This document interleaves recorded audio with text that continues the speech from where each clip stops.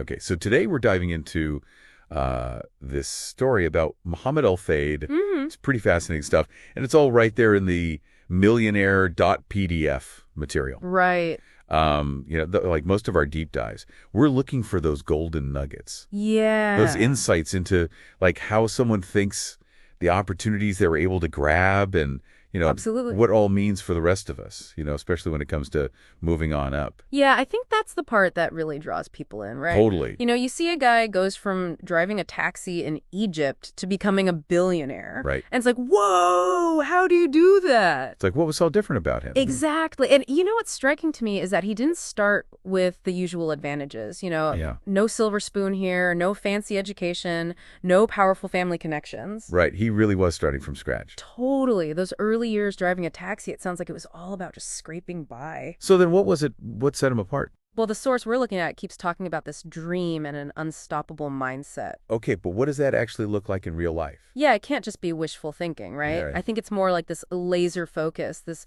belief that anything is possible. So even when he was hustling as a taxi driver. Even then, that inner drive, it was probably what made all the difference. While others might have seen it as just a job. Yeah, just a way to pay the bills. Exactly. He saw it as something more like fertile ground.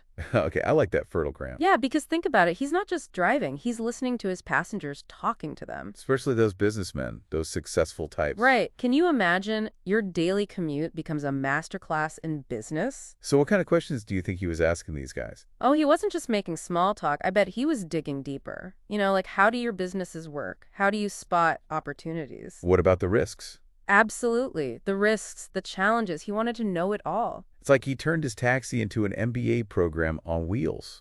Huh, that's a good way to put it. And then comes this pivotal moment. That one businessman who gave him a chance. Right, that small opportunity in shipping and trading, like the source says. It wasn't a handout, but it was a foot in the door. Exactly. And what was it about the opportunity that was so huge? Was it the money? Was it the industry? Or just someone believing in him? It was probably all of those things, the capital for sure, but also the connections. Yeah, the chance to break into a whole new world. Exactly. The world of moving goods across borders, understanding supply and demand. And that small venture that was just the beginning, right? Oh, yeah. From there, he really took off. The source talks about how dedicated he was. Working his tail off. Expanding into all sorts of different areas, real estate, then retail, and eventually those luxury brands. It's like he was constantly leveling up. Right, each industry was a stepping stone to the next. And then, of course, there's Harrods. The ultimate prize. Right, that legendary department store. It's like the perfect symbol of his journey. From a taxi driver to owning a global icon.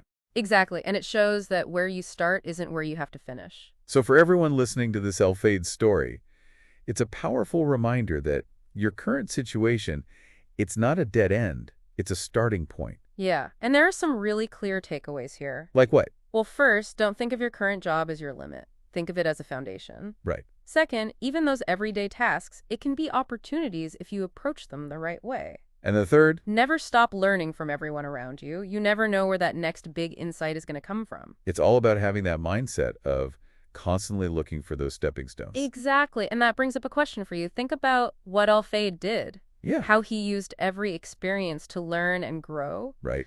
No, look at your own work. Maybe even your hobbies. Okay. Are there hidden opportunities there? Are there ways to engage with them differently? To see them with fresh eyes. Exactly, because those stepping stones, they might be right in front of you, just waiting to be discovered.